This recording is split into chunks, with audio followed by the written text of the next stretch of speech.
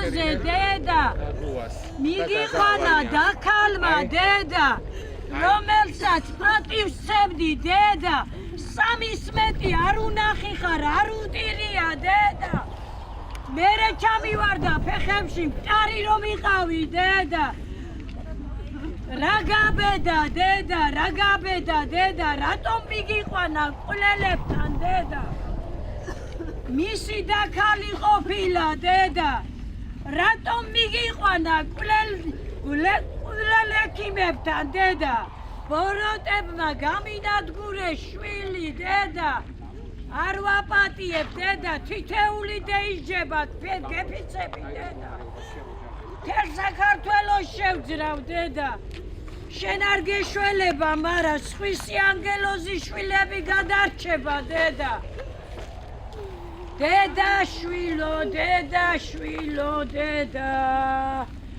ჩემი სამყარო გოგო იყავი და იქნები დედა შენ ცოცხალი ხარ დედა შენ ცოცხალი ხარ მტრები იგენია დედა ვინ სიბოროტე შეიდინეს დედა უტუხად ამბობდნენ აყალბებდნენ საბუთებს დედა დედაშვილო დედა გაგვაუბედურეს დედა გამანადგურეს დედა დედაშვილო ჩემო ლამაზო შვილო დაგამახინჯეს დედა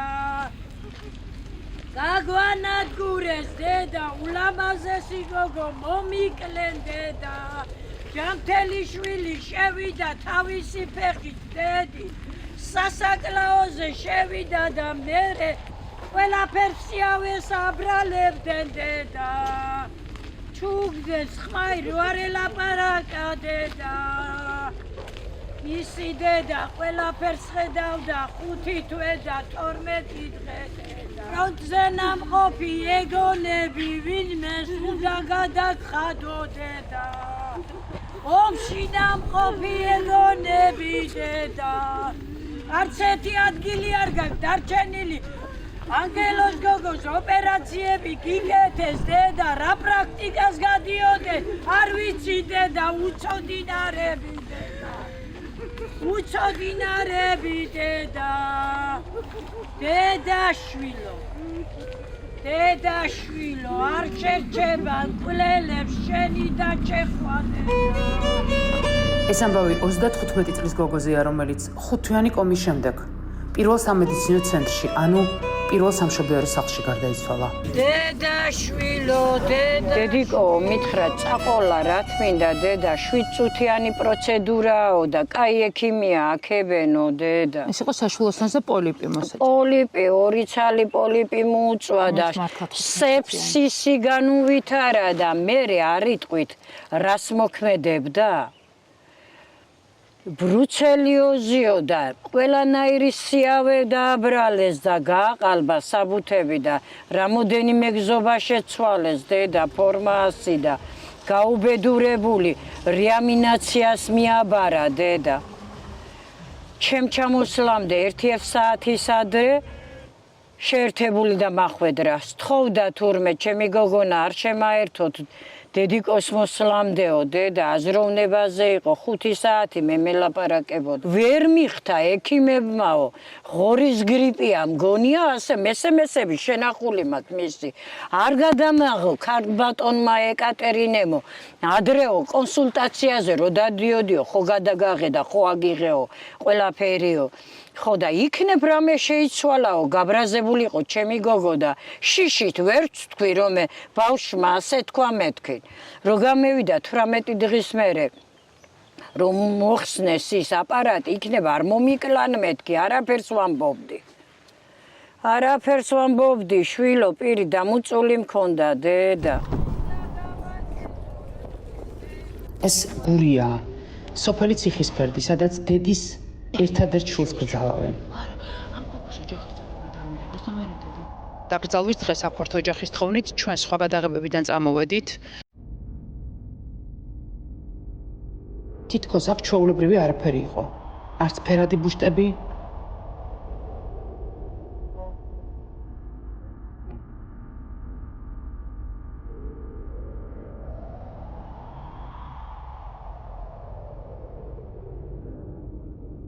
არც დატირება, არც ყვავილები და არც ბოლო საუბარი მეუღლესთან. ზარი ჰოლანდიიდან.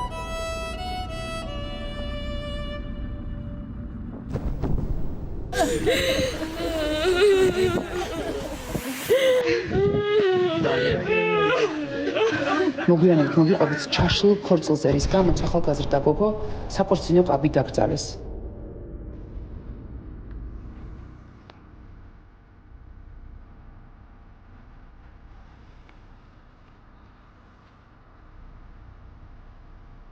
მაგრამ მანამდე თავად გოგოს შესახებ.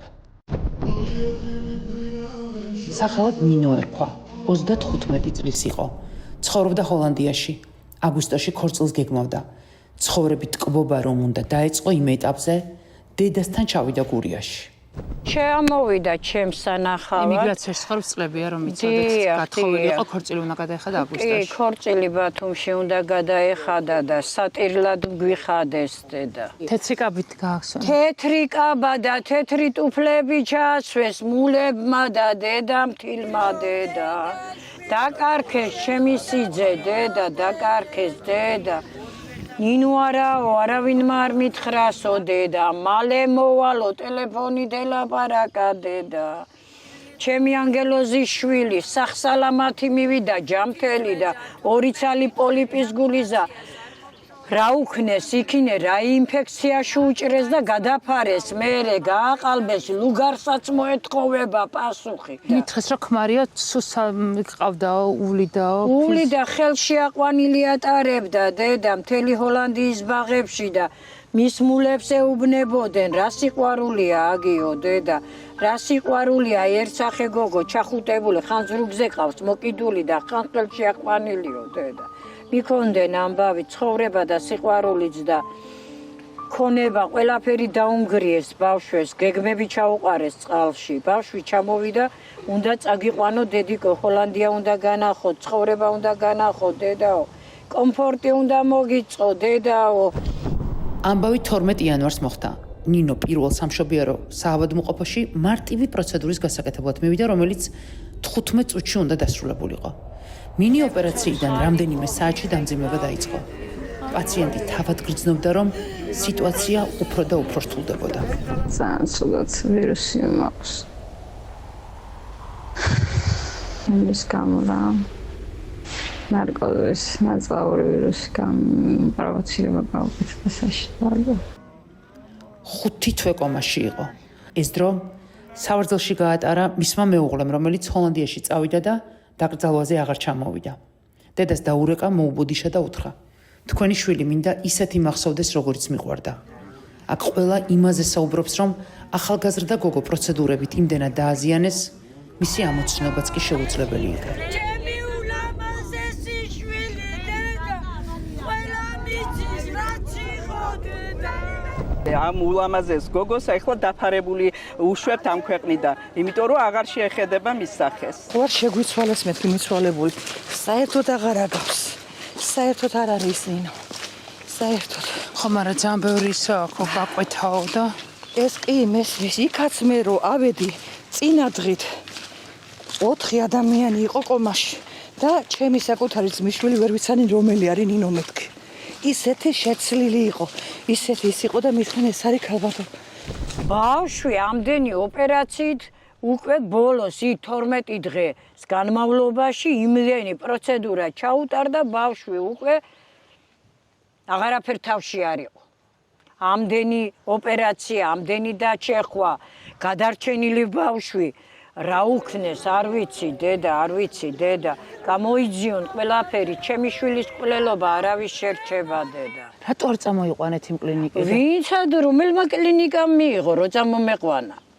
ხანი ძახოდენ, გეიყვანი არ არის რეანიმაციის პაციენტიო და ხანი ძახო და ვერ წეიყვან, ვერ მოუარო და მივედი ჯანდაცვაში და მეხმარეთ, მე უთხარი ზაზავალიანი კლინიკის უფროსი მეუბნება, რომ ჩემი პაციენტი არ არისო. ზონდი ქონდა ცხვირში მაშინ, როდეიწყო საუბარი კლინიკის უფროსმა, რომ უნდა გაიყვანო.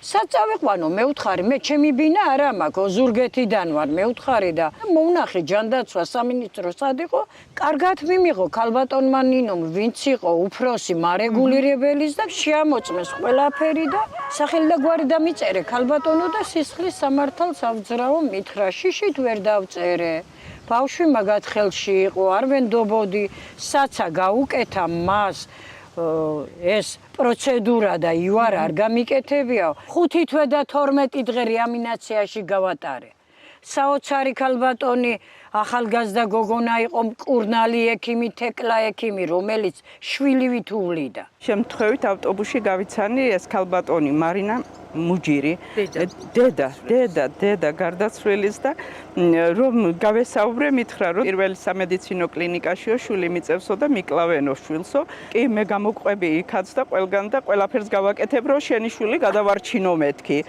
და მართლაც მივედი ექიმთან თავარ ექიმთან დიახ ზაზავალიანთან და უთხარი რომ რა ხდება ერთი გამარკვიეთ მეთქი მაშინ პალტო მეცვა ზამთარი იყო ხო და ამიხსნა ასე იყო ისე იყო კატას დაუჩხაკნიაო მაგასო ბევრი ცხოველები ყოლია სახშიო და თურმე ჰოლანდიიდან ჩამოსულა ეს გოგო ვითომ თავის გადასარჩენად რაღაცა თავისთვის რო აეცილებინა მე უთხარი მე მინდა რომ თქვენ თქვათ რომ რაღაცა დანაშაული მოგიხდათ და ეს ბავშვი დაღუპეთ მეთქი მე მინდა რომ მოინანიოთ ეს ამბავი მეთქი და ეს არ გამოვიდა პირიქით გოგონას ამ გარდაცვლილს დებდნენ ბრალს რომ რაღაცა ჭირდა რეანიმაციაში შევდიოდი ამ ზაზავალიანს 1000 ჯერ შევხვდი მე ის უთქვამს რომ ქუჩაში გაცნობილი ქალი მომიყვანაო მე ქრისტიანი ვარ და ეს სულ არ არის გასაკვირი რომ ქუჩაში გავიცნო ადამიანი და იმისი გადარჩენა მომინდეს ეს გასაკვირია ქრისტიანულ სახელმწიფოში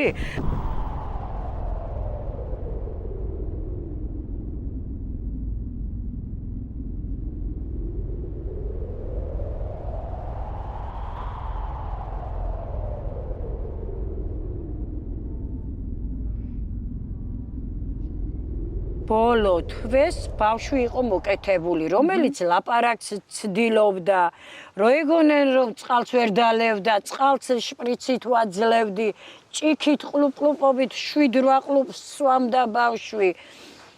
ყველაფერს ვაძლევდი დაბლენდელებულს, ხბოს ხორცს, ქათმის ხორცს, რა ვიცი, ყველაფერს, მაგრამ 5 თვე რო შესრულდა და სახში გამოყვანა რომ დავაპირეთ და ვთქვით, სახში ვერ მოუვლითო. მეორე დღეს რომ მივედი ბავშვი სიცხიანი დამხვდა.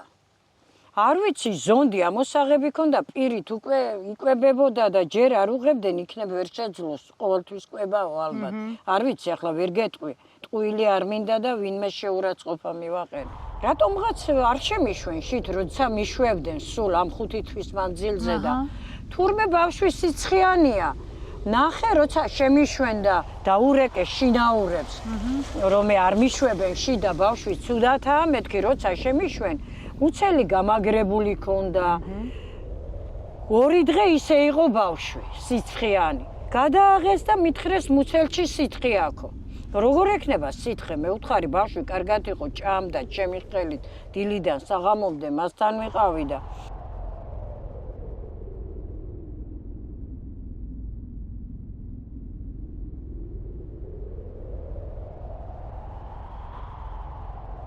გახსნილა გვერდიდან ის ზონდი და იღურებოდა ზემოდან 2 დღე საკვები და წყალი მუცელში ბავშვს.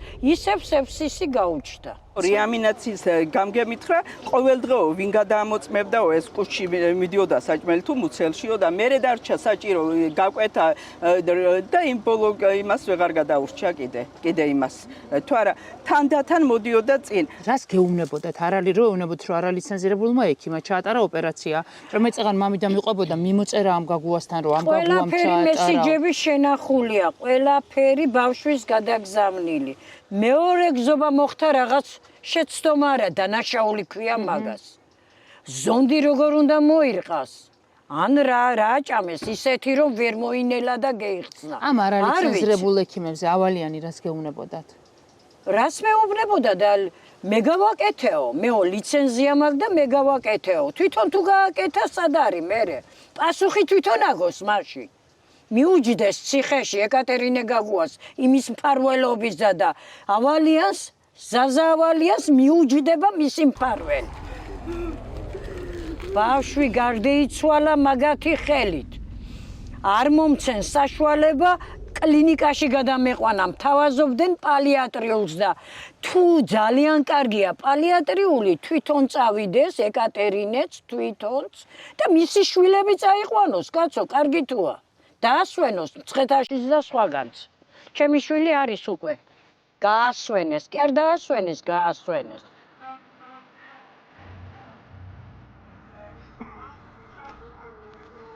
რაც კი ქონდა ბავშვებს, ყველაფერი ჩავალომბარდეთ, ყველაფერი გავყიდე რაიონში, რაც ქონდა დედა.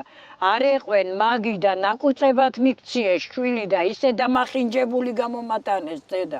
არავის არაფერს შევარჩენ დედა. მე რომ შევარჩინო, ბუმერანგივით დაუბრუნდება მის ოჯახებს დედა მაგი. ყველას ყველაფერს პატიობდი, მაგრამ მაგას ვერ ვაპატიებ ჩემ ულამაზეს შვილს, უნიჭიერეს შვილს. იმხელა ხალხი იყო ჩამოსული და იმდენს მელაპარაკებოდნენ, შენმა შვილმა გადამარჩინაო, გოგოები მეუბნებოდნენ. ქუჩაში ვიყავი, ჰოლანდიაშიო, პურის ვერ ვყიდულობდიო, სამსახური არ მქონდა, ბინა არ მქონდაო, 1 და 2 არ იყო ქალბატონო ნანო. არაფერად ვერ გავთვალე, რომ ჩემი შვილი დამეცვა. გრძნობდათ? როგორ არა, თვალს გვაყოლებდა, შორიდან ცლობდა მის მეუღლეს. 4 თვე და 5 დღე. ჯოჯოხეთი გიარა ბიჭი, იგი რომ არა 5 თვესაც ვერ მიატანდა. იმიტომ ის მამარაგებდა წამლებით და გიჟივით დარბოდა, რომ გადაგვერჩინა. არი ბძოლა ზაზა ავალიანმა. მე ფული არ მაქვს, გეგონებოდა ფულებს ვთხოვდი. ფულს კი არ ვთხოვდი, კლინიკაში გადამაყვანიე, კლინიკის უფროსი ხარ. როგორ არის ცნობ ვინმეს მეთქი ნუთხარი. აქანეო მოკტა ახალგაზრდა ქალიო, მარაო მე დამიწყესო ჩივილიო, მიჩივლეს, მარაო ფეხები ვერ მომჭამეს, ვერ დამიჭირესო, ასე მითხრა. სრული ამ სიტყვის მნიშვნელობით, ამის მოწმე მე მყავს შინაურები, ნინოს მამიდები, რაც მითხრა მან. მეორე ვარ ესაკეთებდა ეკატერინე გაგუა. რომ უთხარი, ქალბატონო, შენი მესიჯები აგერა, პირველად რომ შემეგება, აი უყურე რა მითხრა. მეო პროცედურას რო ვატარებდიო, კიდევაც გადევირიე და ვთქვიო, ექთნებს უთხარიო, მაგიდებზე ურახუნე ხელიო, რამეო გაუსტერილებელი ხო არ მომაწოდეთო. ვეუბნებოდიო და ისე ხო არ გაუკეთე, გოგო, ხო არ დავღუპე მაგითო. ბავშვი დაღუპულია ძალით. იმას შემდეგ დამძიმდა ბავშვმა მითხრა, გულის რევა მაქვს, დედიო მითხრა და ოპერაცია რო გაიკეთა რამდენიმე საათი თუ დღე კარგად? არა, ოპერაცია რო გაუკეთა, ეგრევე დამირეკა.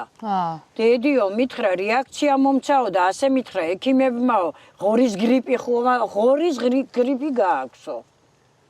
ღორის გრიპი არისო, ვერ მიხდენ ვერაფერიო და წინა დღეებში გაციებული და ვირუსი ყოფილა. და როგორ შეიძლება ვირუსის ოპერაცია? ქონია ვირუსი და ის 3 დღის მერე უთქვია ეკატერინისთვის და მაინც გაუკეთებია. პროცედურა მაინც ჩაუტარებია. გურიდან ჩამოვედით თბილისში და მივედით პირველ სამშობიაროში. კანონით ჩვენი ეთიკითაც, ჩვენი სტანდარტითაც სწორია, რომ მეორე მხარე ჩავწეროთ. იმიტომ რომ ძალიან ძიმე ბრალდებებია, წარმოუდგენელი ბრალდებებია იქეთა ოჯახის მხრიდან, რომ ეჭვი აქვთ, რომ გარდაცვლილი იყო რამდენიმე დღის გოგო, რომ აქ ცხედარს ინახავდნენ, აი წარმოუდგენელი ამბებია, რომ ამას ფინანსური მოტივაციით კეთდებოდა ეს. მე მგონია, რომ აქ სისხლის სამართლის საქმეზე საუბარი და ამიტომ ჩვენ ვინმე გვინდა რომ ჩავწეროთ. იმიტომ რომ ძალიან ცალმხრივად მოგვიწევს გაშვება და ახლა ესე ცხოვრებაში არ მოვქცეულ ვარ. რამდენიმე წუთიანი ლოდინის შემდეგ ვატყობინებე, რომ მთავარი ექიმი ზაზა ავალიანი მიგვიღებდა. გამარჯობა. ეს მეც მოქვს გაკეთებული და 15 წუთიანი პროცედურა. მთლიანად აი ოქმიც რო ნახოთ, თქვენ 20 წუთი გაგრძელდა ეს. რამ გართულა ამ გოგოს ჩართულობით თქომარე? გეტყვით, ესე იგი, მოგეხსენებათ ხო, რომ ეხა ყველა სამედიცინო манипуляციას წინ უსწრებს პროტოკოლით გათვალისწინებული კვლევები. თუმცა არის ხოლმე მაგალითად რაღაც რომელიც ესე იგი ვერ გამოიკვლება. აქ მთავარი პრობლემა და მთავარი კითხვაა, ვინ გააკეთა ოპერაცია? გაგუა მოვიდა, ამიხსნა პაციენტის მდგომარეობა და მე დავგეგმე თვითონ ეს მარტივი манипуляცია, რასაც ქვია ჰისტეროსკოპია. ოჯახი კი ამბობს, რომ ნინოს სამედიცინო პროცესს ხელმძღვანელობდა ქალი, რომელიც პირობითი მსჯავრით არის თავისუფალი. ეკატერინე გაგუას 8 წლით თავისუფლების აღკვეთა სწორედ პაციენტის გარდაცვალების გამო მიუსაჯეს. მან საპატიმრო სალომე ზურაბიშვილის შეწყალებით დატოვა. არალიცენზირებული ექიმი ახლა ამ საავადმყოფოს თანამშრომელია. ქალბატონი გაგუა აქ არ არის, არ მუშაობს. ქალბატონი გაგუა მუშაობს მენეჯერულ პოზიციაზე. ჩვენთან დანიშნულებას აძლევს. ეუბნება რომ ანტიბიოტიკი უნდა დალიოს, ოპერაციაზე გადაცდომა ძალიან დიდი. საბუთები რო გააყალბეს. მაინტერესებს იმას რაც უშვებიან ნინოს მუჯის ტელეფონში მიმოწერა რო აქვს. იმ მიმოწერას ასუშვება ეკა გაგუასთან რო აქვს. რომელსაც უნდა მოსულიყო, როგორ უნდა გადაიხადა ფული, სიცხე რო ქონდა ბავშვს, წამალი დალიო, ანტიბიოტიკი და მოდიო. აი მებს ასუშვება. ბავშვი იყო უკვე მკვდარი. ანუ თქვენ ფიქრობთ რომ რამდენიმე დღეს მკვდარი იყო და არ გეუბნება. 22-ში მე რო ავედი, ასე იქნებოდა 4-5 საათი ზუსტად. შეუმოწმე ხელის რას მითხრეს, თვალის გუბეები, ჭრილი შავი ქონდა, თითები ფეხები გაყინული ქონდა. მარტო ხელოვნური ცემა ის იყო. მეტი არაფერი, ანუ ხელოვნურად ასუნთქინებდნენ. რაც შეიძლება ადამიანს სასიცოცხლო კონდეს ხო, ყველა ორგანო იყო შეწყვეტილი. მე იქიდან ჩამოვედი და უთხარი, გარდაცვლილი არის ბავშვი მეთქი. და მერე დაიწყეს ისა და 12 საათზე გვეუბნებიან რომ გარდაიცვალა ბავშვი. 12 საათზე არ იყო. ძალიან ბევრი კონდიციონერსაც თავენ ხამეო გაყინული არიანო. ანუ აცოცხლებენ ესე, დრო რო გაიყვანონ ჯანდაცვის სამინისტროდან ფულები ჩაირიცხოს. ჯანდაცვის სამინისტროდან დრო ხო გვაქვს 12 დღე და 14 რო ზუსტად შესრულდა 23-ში 12 საათზე გამორთეს აპარატიდან. აი მე რას ყვებით ხო? რაც იყო რეალობა, რაცაც ხედავდით ამოდენმა ხალხი იმას ვარ სიმართლე. ანუ ეს წარმოუდგენელი სისასტიკეა. ჩვენ ყოველთვის სიმართლე იქნება. რასაც თვალით ჩვენ ხედავთ, იმას ხო უნდა ვაღიაროთ, რაც არის სიმართლე. ამას ხედავთ ჩვენ ყველა დღე. რა ინტერესი უნდა მქონოდა მე არა მომისმენთ არა ეს ოჯახი რას ამბობს ეს ერთია ქალბატონო მე მინდა თქვენ როგორც საზოგადოების რჩეულ წარმომადგენელს აღგიწეროთ რომ დაფინანსების მექანიზმი არანაირად არ არის კავშირში იმას გატარებულ საწოლ დღეებთან. ანუ რას გულისხმობთ რომ უფრო გასაგებია? ჯანდაცვის სამინისტროდან დაფინანსება ხორციელდება აბრევიატურა არის DRG, ქართულად ეს იშიფრება როგორც დიაგნოზთან შეჭიდული ჯგუფების მიხედვით ანაზღაურება. პაციენტი ერთ დღეს გაატარებს თუ 25 დღეს. ერთი და იგივე თანხა არის ერთი და იგივე. ეს მოქმედებს არა მარტო საქართველოში, არამედ ევროპის მრავალ ქვეყანაში და ევროპის მოდელია ჩვენთან გადმოსული. ეს ეხა თუ არ იცის მაგალითად ეხა მე თქვენ ამას გეუბნებით და პასუხისგებელი ვარ, რომ და ამას ვამბობი, იმიტომ რომ გავაბათილო ეს უსუსური ბრალდება. არც ერთი წამი ჩვენ არ გავჩერდებით. იმიტომ რომ ძალიან დიდი გვარი გვაქვს. ძალიან დიდი სანათესო ყავს ყველა წრეში. არც ერთი არ გავჩერდეთ, ძალიან დიდი სამეგობრო ყავს.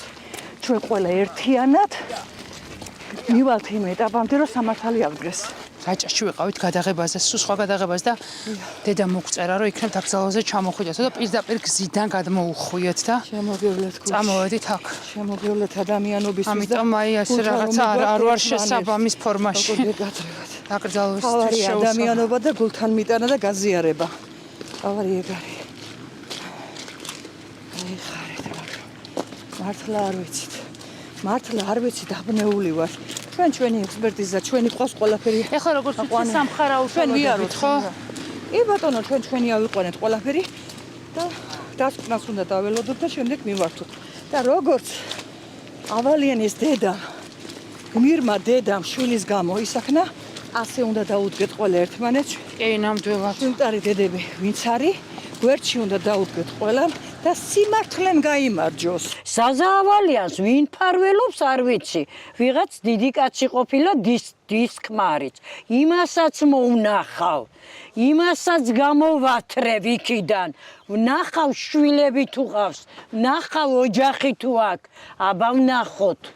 აბა ვნახოთ, ჩემი შვილი გარდაცვლილია უკვე. სამართალი აღსდგეს, უნდა რომ სხვისი შვილები კიდევ რო არ დაღუპონ. მაშინ როცა ნინო დაიღუპა გვერდით პალატაში, სიცოცხლისთვის იბრძოდა ახალგაზრდა გოგო. ცრუ განგაშიც კი იყო, რომ ის გარდაიცვალა. იქ გოგონა იყო აზერბაიჯანელი, რომელიც მეპოტიალებოდა შველას თხოვდა. იმ ქირურგმა რო გაუკეთა ოპერაცია, ერთი ცალი პოლიპი ჰქონდა ძუძუზე, რომელიც არ აწუხებდა. ისე როგორც ჩემ ნინოს, ისე კარგად იყავი, ქალბატონო ნანუკა თქვენ, იმასაც სეფსისი განუვითარეს და გაყალბებული მისი მშობლები მეუბნებოდნენ და მისი ჭირისუბალი გაყალბებული ფორმაასები დაწერეს და გადაიყვანეთ სხვა კლინიკაში. მე ჩემი შვილი გვტარია და თქვენს უშველეთ მეთქი, უთხარი. ვერ გადავიყვანთო. უკვე წაიყვანეს სხვაგან. ვერ გადაიყვანეს, მაშინ წაიყვანდა მინისტრზე ველაპარაკე, ჩემი შვილი გვტარია და იმ გოგონას დავპირდი ჩუმად გიშველით, თუ გადაგარჩინე, თუ არა, მაპატიე შვილო მეთქი, უთხარი. ლიცენზია შეჩერებული ადამიანი არც ერთ კლინიკაში არ უნდა და მუშაობდეს. თქვენ ამბობთ, რომ მეორეც ლიცენზია შეჩერებული ბატონო, ყავდა. ეხლა ის აზერბაიჯანელი რო არის, კადრები ხო ნახეთ? ყველაფერი იდება ხო და Facebook-ზე და იმას. იქაც არის ლიცენზია შეჩერებული ზაუტაშვილი ზაზა. როგორ შეიძლება მის ლიცენზიაში ისა, რა ქვია, ეჭვი შეტანა? როგორ შეიძლება არალიცენზირებული იყოს პროფესორი, მამოლოგი? შეიძლება რომ ჩამორთმეული ქონდეს ეს ლიცენზია არა ბატონო, არა, ცხოვრებაში არ ქონია არ ჩამორთმეული. ვიცი, ამიტომაც კითხავ. ამიტომ გიმმარტავთ მე და რაც აი იმიტომ ესე იგი ენას ძვალი არა აქვს და ყველაფრის თქმა შეიძლება, მაგრამ ადამიანი რომელიც არის ექსპერტი და სხვის შემთხვევებს არჩევს, არ შეიძლება რომ ის რა ქვია დანაშაული ისე ბატონო არ მეგაჩნიათ რომ ძალიან ანუ რაღაცნაირი ამბავია რომ ერთ კვირაში ორი გოგო სეფსისით. ეს უბრალოდ დაემთხვა. პირველი პაციენტი ჩვენთან იყო 12 იანვრიდან. მე რაც შეეხება მეორე პაციენტს, ეს მეორე პაციენტი შემოვიდა 2 კვირის წინ. ამ სეფსის აქვს თავის წინაპირობა. ესე იგი, ეს მეორე პაციენტი შემოსულია ანალოგიურად, იქაც არ იყო დიდი და მასშტაბური ოპერაცია ჩატარებული. შესაბამისად, ზუსტად იგივე ოპერაცია იყო. არა, ზუსტად იგივე როგორ იყო, ესა იყო ფიბროადენომის მარტივი ოპერაცია, მარტივს გულისხმობ მე, სიმარტივით. სიმარტივით შეიძლება. იქაც სეფსისი აი ცოტა არ ფიქრობთ რომ დასაგებია, მაგრამ იქაც აღმოჩნდა ნახოთ ანალიზები, იქ აღმოჩნდა სალმონელა. თუმცა წარმოუდგენელი ამბავი, რასაც ჯერ კიდევ საავადმყოფოში მყოფ გოგოზე, დეიდა ყვება. დეიდა, რომელიც ამბის თვითმხილველია. მეორე პაციენტის ჩასაწერად, ოჯახის წევრების ჩასაწერად მოვედით ჰელსიკორში. აი აქ რაღაც ეზოა უკან და ეზოში შეგვიძლია რომ დავჯდეთ. 12 რიცხვში გაიკეთა ოპერაცია. 13 რიცხვი იყო ცოტა ღებინება დაეწყო. ეს იყო შაბათი დღე. ეუბნება რომ ის ღებინება მააქვსო და ნარკოზის ბრალიაო და აი ესე შედიოდნენ მერე თავით ოთახში და ყურადღებას არ აქცევდნენ. კვირას დღეს ექიმს უთქვია მაშინ დარჩიო დღესო. და კვირაც რო დარჩა საღამოთი უფრო ცუდად გახდა და დასივდა.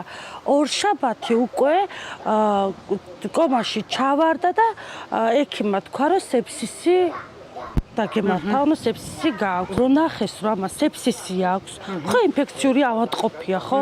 რა უნდა და სამშობიაროში ინფექციური პაციენტს, ხო შეეძლოთ რომ გადაეყვანათ ინფექციურ ავადმყოფოში. რატო არ გადაყავდათ ეს მაინტერესებს?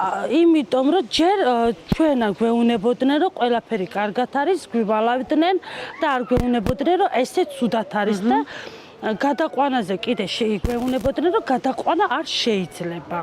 ხო, აი მე დღეს ვიყავ მთავარ ექიმთან და ვეკითხებოდი რომ ორივე ოჯახი ერთი და იგივეს ამბობს, გვინდოდა პაციენტის წაყვანა და არ გაგვატანეს. და კიდე იცით რას აკეთებდნენ? აი სადაც მივდიოდით თქვათ რომ გადავიყვანოთ, იქიდან პასუხ გვეუნებოდნენ, კი ფორმასი მოიტანე და ჯერ ფორმას მანან ნახავდნენ. ზაზა რეკავდა და იძახდა ჩემი პაციენტია და არ მიიღოთ ესეთი პაციენტი თქვენთანო.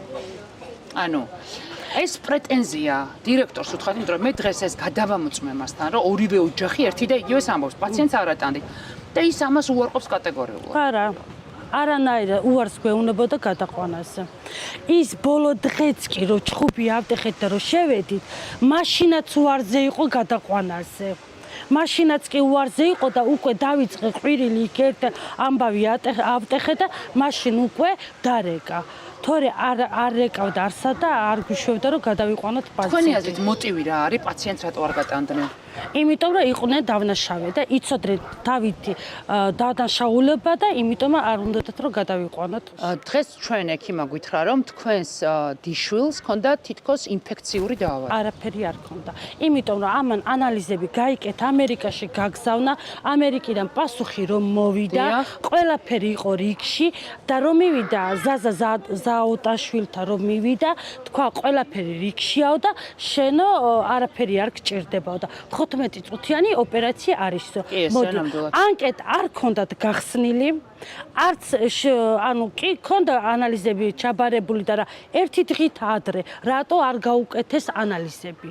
ანკეტა როდის მოგთხოვეს იცით? აი ცუდად რო იყო, ორშაბათს ხო კომაში ჩავართ, ორშაბათს საღამოთი პირადობა მოგთხოვეს ჩვენ რომ ანკეტა გაიხსნათ. ანკეტაც კი არ ქონდათ გახსნილი.